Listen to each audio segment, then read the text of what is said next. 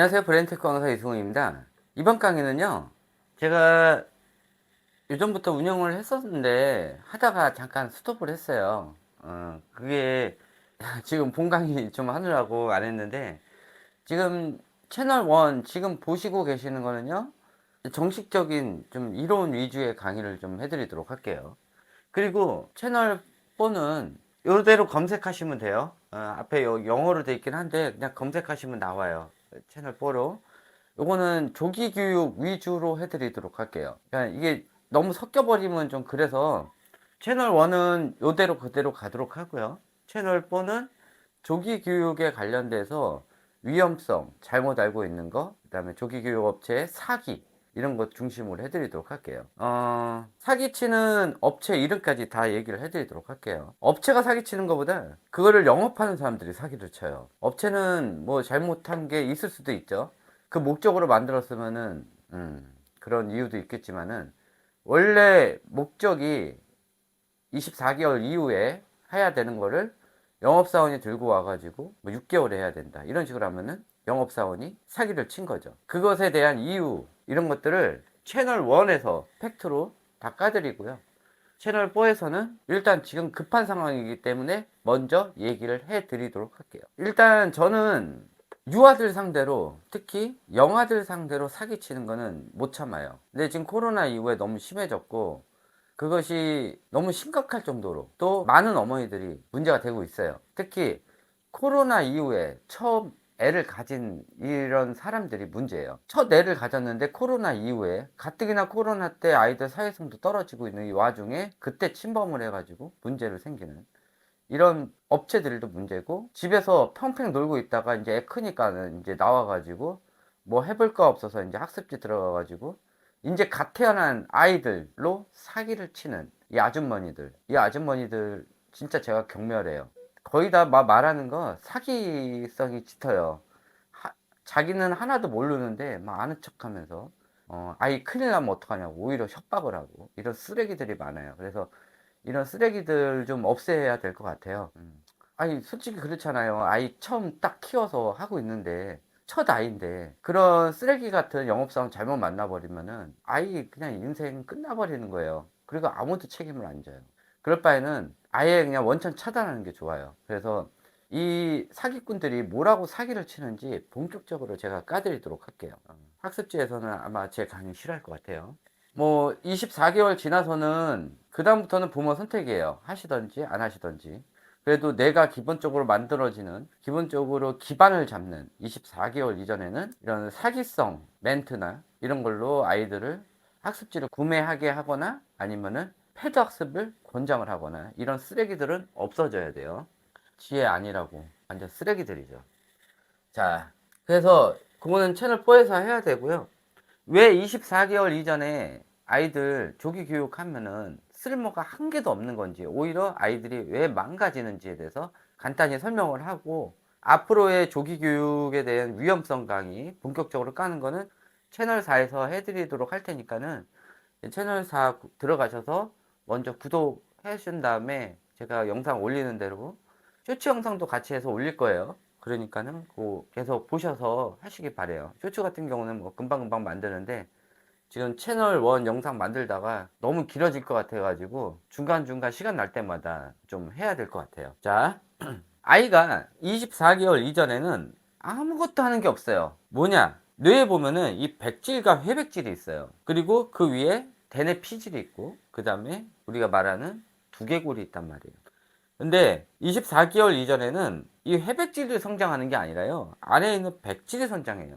이 백질이 잘 기름지게 성장을 해야 외부에서 받아들이는 신호, 눈으로 받아들이는 신호, 이런 것들을 빨리 이 회백질로 전달을 하든지 아니면 직접 이 백질에서 중추신경, 언어중추, 운동중추로 직접 보내게 돼요. 그런데 이 백질이 망가지는 순간 24개월 이전에 아이를 잘못 육아를 하는 순간, 하지 말아야 되는 것을 하는 순간, 건너뛰기를 하는 순간, 또 아이한테 스트레스를 주는 순간 이 백질이 망가져요. 백질이 망가지면서 이런 아이들이 24개월 이후부터 인지력도 늦어지고 받아들이는 학습 능력도 늦어지고 유아 퇴행 증상도 보이게 되는 거고 아이들이 이런 판단력까지 떨어지고 학습 능력도 떨어져요.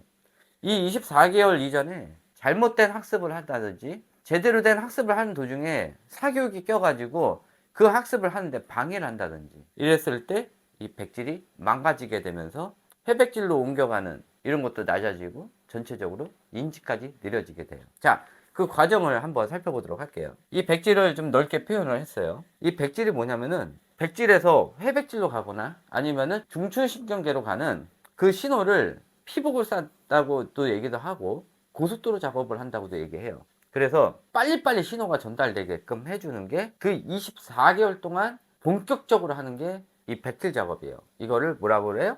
우리가 수초화 작업이라고 그래요. 이 수초화 작업 기간 동안에 아이가 할 수 있는 거는 말 그대로 백질에서 담당하니까는 언어 중추와 운동 중추만 관여를 해요. 그 외에는 아무것도 안 해요. 위에 언어력, 수리력, 감각, 미술, 음악, 자연, 인간 이런 것들이 있는데 그 위에 상상각, 공상 이런 것들이 있어요. 그런데 24개월 이전에는 아이가 받아들이는 직접적인 것들 그거를 받아들이기만 해요. 머릿속으로 생각하고 이런 거 못해요. 눈으로 받아들이는 정보 그거 이 감각에 관련된 것만 관여를 하고요. 그 다음에 언어의 듣기와 말하기 딱 요거만 해요. 그리고 여기에 관여를 하는 게 같이 연결되어 있는 게 손해예요. 손해와 대뇌의 운동에 관련돼서요. 그래서 아이가 태어나서 뒤집기를 하고 기어다니고 앉고 서고 걷고 뛰는 거 이거를 중심적으로 하고요. 약 12개월부터 손해가 작동하면서 아이가 무엇인가를 만질 수가 있어요. 그 전에는 아이가 어떻게 해요? 이 모든 감각기관이 어디에가 있어요? 약 12개월 전에는 감각기관이 혀로가 있어요. 그렇기 때문에 모든 물건들을 입에다 집어넣는 행위들을 해요. 그런데 이런 손해 활동을 안 하다 보면은 아이가 6살이 되든 7살이 되든 입에다가 손을 집어넣는 이런 버릇이 생기게 돼요. 그래서 책 육아를 하느니 공부를 하느니 이래서 아이를 집안 방안 곳곳에다가 장난감을 놔주지 않는다면 아이들이 문제가 생기게 돼요. 그래서 뭐 몬테소리나 뭐 프레벨이나 뭐 그런 데도 그렇고 영유 하는데나 아니면은 하여튼 그 제가 듣기로는 그때 듣기로는 아마 프레벨이었을 거예요. 프레벨에서 온 영업 사원이 프레벨 잘못됐다는 게 아니에요. 프레벨에서 온 영업 사원이 했던 얘기가 집에 본인들이 갖다 놓은 교구 외에는 어떠한 장난감도 놓지 말라 그랬어요.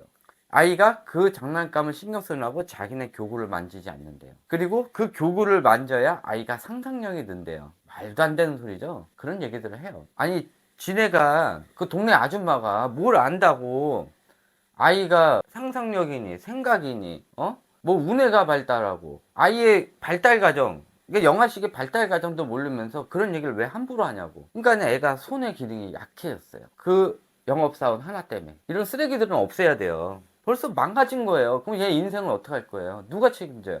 그 선생이 책임져요? 아니란 말이에요. 그런 거예요. 그러니까는 이 백질 이 수초화 작업 24개월 동안은 아이가 듣고 말을 해야 돼요. 듣고 말을 할 때 이 책육아도 하는 방법이 있어요. 근데 책육아 하는 방법에 대해서는 아무도 설명 안 하고 책을 많이 읽혀야 좋다라고만 설명을 해요. 대체적으로 어머님들은 또 그렇게 알고 있어요. 책육아 할 때도 아이 눈을 보면서 입 모양을 해주라는 거예요. 그래야 아이가 입 모양을 보고 발음을 할 수가 있어요. 그런데 대체적으로 책육아 할 때 어떻게 해요? 아이 옆에서 얘기하잖아요. 아이 옆에서 계속 얘기해봐야 아이는 외계어로 들려요. 설명을 할 때도 아이 옆에서 콕콕 찍어서 얘기를 해요. 아이가 발음을 하려면요. 상대방의 입 모양을 봐야 돼요. 그래서 엄마들이 그러잖아. 아이의 얼굴 맞대고 엄마, 아빠, 맘마, 우유 이런 얘기 하잖아요. 왜 이거 할 때는 왜 마주보고 하고 책 읽을 때는 왜 옆에서 하세요? 아무 의미가 없는 거예요. 뭐 18개월 지나서 아이가 갑자기 말을 잘했다? 책육아 안 해도 말을 잘해요. 그렇게 느끼는 거지. 그리고 지금 코로나 시기가 지났으니까 아이들이 말을 잘하는 것처럼 느껴지는 게 이런 책육아로 망가진 아이들이 근처에 있기 때문에 상대적으로 똑똑해 보이는 거지 그렇게 유창성이 뛰어난 건 아니에요. 오히려 책육아나 이런 몬테소리, 프레벨, 가베 이런 것들이 들어오면서 영업사원의 잘못된 말 한마디 때문에 아이가 망가지고 언어 지연이 오고 이런 것들 때문에 상대적으로 아이가 똑똑해 보이는 것 뿐이에요. 어쨌든 간에 이 백질 작업을 할 때, 백질 수초 작업을 할 때 듣기, 말하기, 그 다음에 감각 딱 이것까지, 그 다음에 운동 요거만 해요. 언제까지? 18개월까지 딱 요거만 해요. 이거 외에는 어떠한 뇌도 발달을 안 해요. 근데 아이가 태어나자마자 책을 전집 사가지고 태두르고, 이제 태어난 갓난제가 있는데 브루마이드, 알파벳부터 해서 싹 붙여놓고 그런 거 하지 말라는 거예요. 오히려 이 백질 수초화 작업할 때 이런 문자 자극이 들어가면은 이런 다른 거 해야 되는 이 시간이 줄어들어 버려요. 딱 24개월 동안 하는데 그 시간에 자는 시간 빼고 얼마 남는다고요. 그러니까 자는 시간 빼고 나머지 시간에 아이랑 같이 애착을 쌓을 시간도 없는데 그 시간에 아이 데리고 책이나 읽고 있고, 숫자나 가르치고 있고, 영어 알파벳 가르치고 있고, 이러니 아이가 제대로 된 수차 작업을 못 한단 말이에요. 인지 작업이 떨어지는 거예요.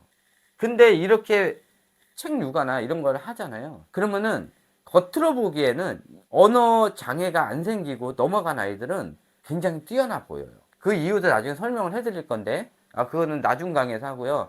하여튼 이런 아이들 나중에 문제가 생겨요. 자, 문제가 생기는 이유에 대해서 알려드릴게요. 여기에 고속도로 작업을 해요. 그러면서 쭉쭉쭉 깐단 말이에요. 여기 운동 기능도요.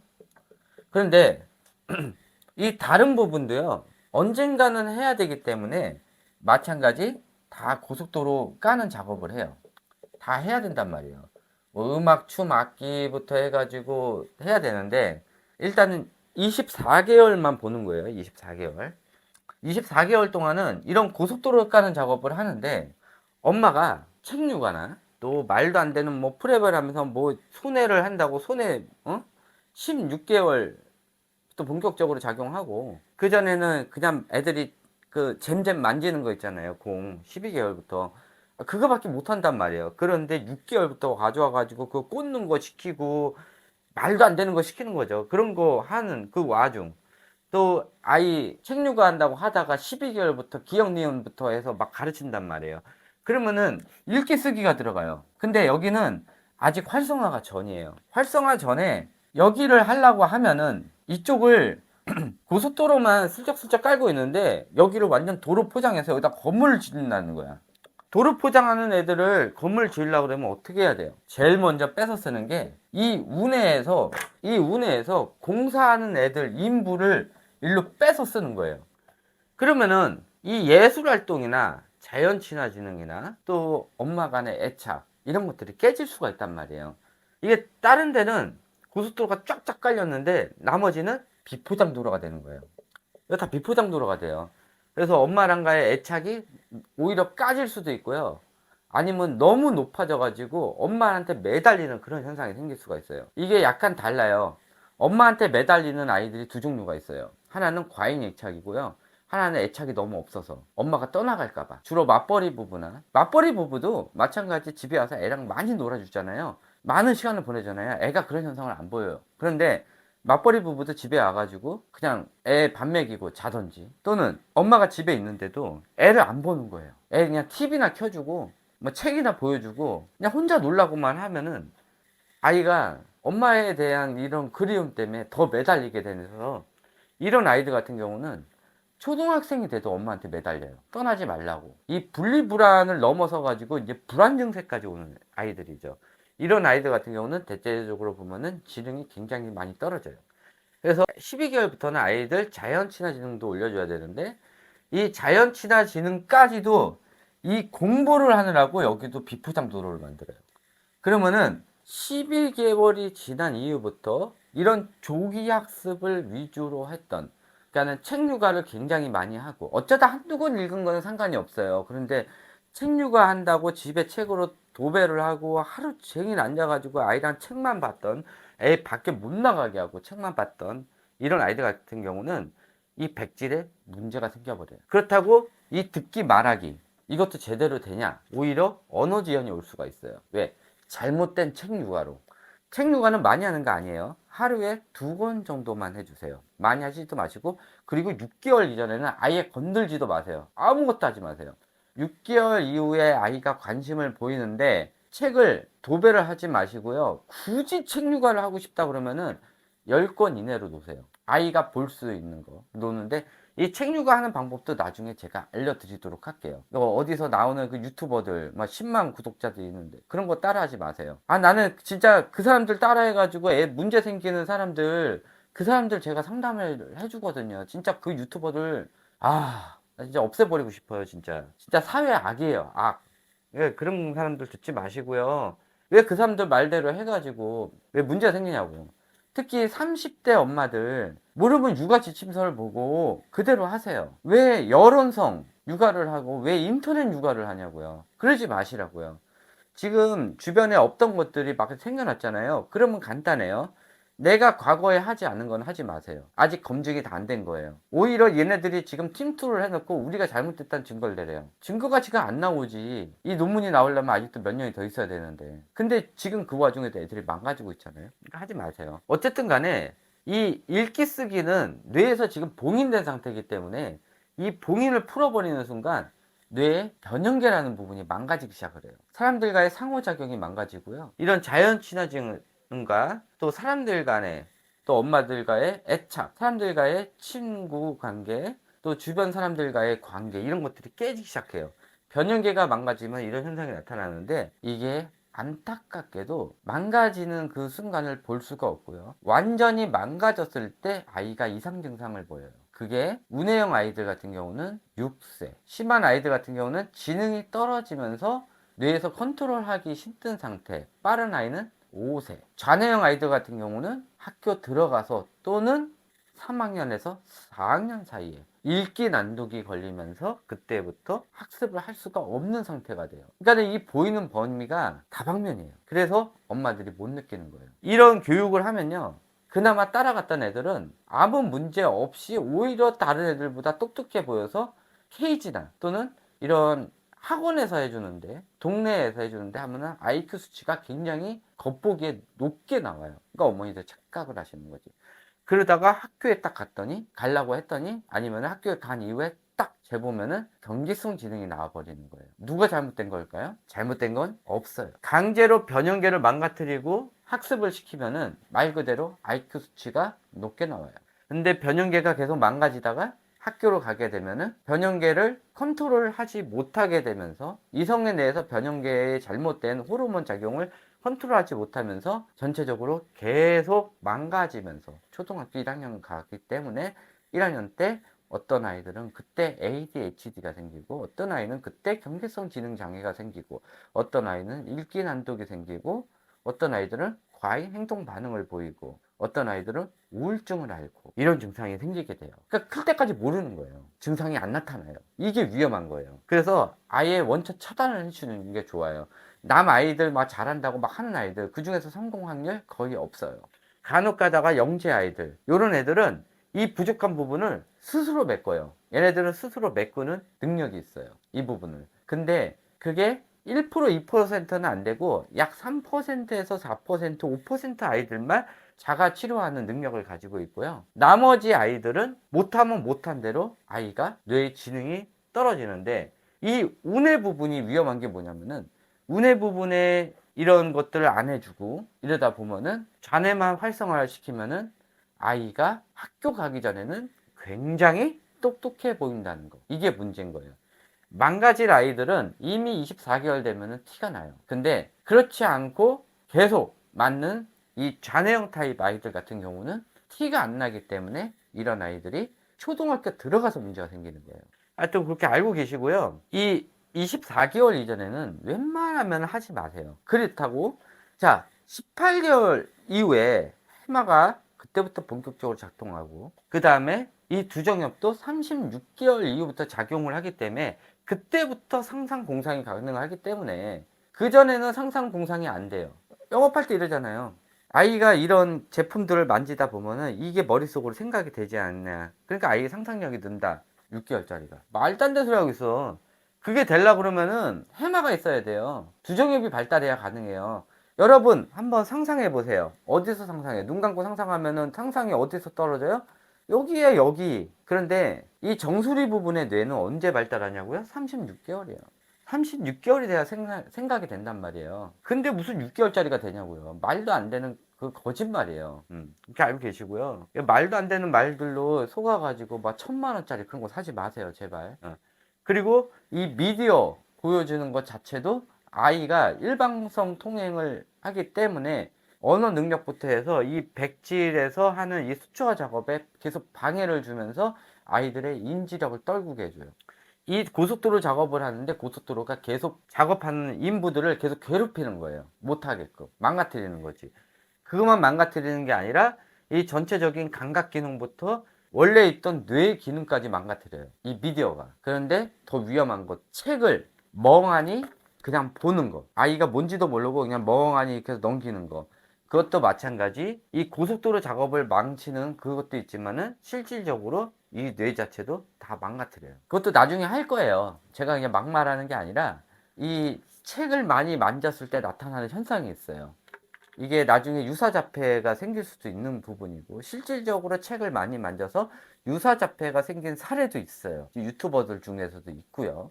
그러니까는 제가 그냥 하는 헛소리가 아니에요. 그래서 책을 너무 많이 아이가 만지다 보면은 책 안에서 모든 감각 추구를 하기 때문에 다른 활동에 취미가 없고 책을 계속 넘기는, 책 모서리를 계속 만지는 이런 이상 증상이 나타나는데 그게 유사자폐 초기 증상이에요. 그래서 아이가 이런 증상을 보이면은 집에 있는 책을 쓱싹을 다 없애야 돼요. 아이가 공부에 관심이 있고 책에 흥미가 있었다고 어떤 유튜버는 또 거짓말을 하겠죠. 아이가 유사자폐 전조 증상이 있는데 아이가 이제 책에 관심이 있나 봐요 라고 하는 헛소리 하는 유튜버들도 있으니까 잘 알아보시고요. 그래서 제가 24개월 이전에 하지 말라는 이유가 이거고요. 이거에 대해서도 제가 나중에 이런 사진들 준비해 가지고 자세하게 해드리도록 할게요. 이 모든 내용, 이론적인 내용은 앞으로 채널 1에서 하고요. 대충 이 정도로 해서 제가 왜 채널 4에서 하는지에 대해서 설명을 하고요. 채널 4에서는 이런 설명 없고 바로바로 직설적으로 말씀을 드리도록 할게요. 네. 이것으로 전달 말씀 끝내도록 하고요. 지금 이거 실질적으로 영업하시는 분들이 제 거 강의를 들으실지 안 들으실지 모르겠지만은 제발 그러지 마세요. 남의 아이 가지고 장난치지 마세요. 그리고 그거에 속지 마세요. 만 24개월 이전에 어떤 조기 교육도 아이한테 득이 되는 건 없어요. 다 해가 돼요. 그러니까는 웬만하면 하지 마시고요. 그냥 뭐 돈이 많으신 분들은 하긴 하되 너무 집중적으로 하지 마시고요. 그냥 애들 만지는 그냥 장난감용으로만 쓰세요. 그걸로 학습비 대 하지 마세요. 왜? 아까 얘기했잖아요. 18개월 이후부터 된다고. 그것도 18개월 이후부터 직접적으로 하는 게 이 감각 기능이 굉장히 강해진다는 것 뿐이에요. 실질적으로 할 수 있는 거는 36개월 이후니까. 그래서 예전에 36개월 이전 아이들을 안 건드렸던 거예요. 의미가 없으니까. 그때는 그나마 아이들을 생각을 했었거든. 그랬기 때문에 36개월 이전 아이들은 건드는 거 아니에요. 지금 하시는 그 영업사원들 제발 남의 아이 가지고 장난치지 마세요. 앞으로 할 강의 조기교육의 위험성, 조기교육의 사기, 조기교육 영업사원들의 사기 수법 전부 다 채널 4에서 말씀드리도록 할게요. 제가 만약에 상담 중에 들렸다. 그 사람이 얘기한 거 들렸다. 그러면 업체까지 공개를 할 거예요. 그렇게 알아두시고요. 하여튼 그렇게 해서 제가 강의를 해드리도록 할게요. 네, 이것으로 강의 마치고요. 다음번에 채널 1하고 채널 4 같이 동시에 이용해 주시기 바랍니다. 예, 감사합니다.